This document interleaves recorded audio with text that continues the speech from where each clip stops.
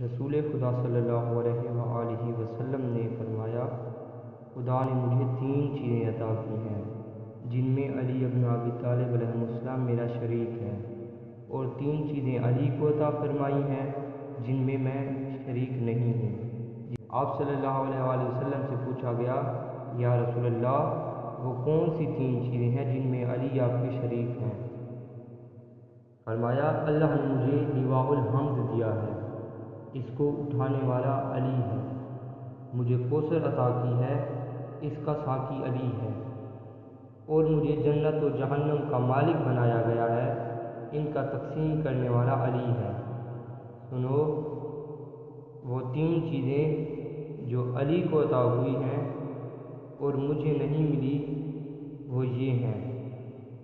فرمایا، اسے مجھ جیسا سسر ملا، لیکن مجھے مجھ جیسا سسر نہیں ملا۔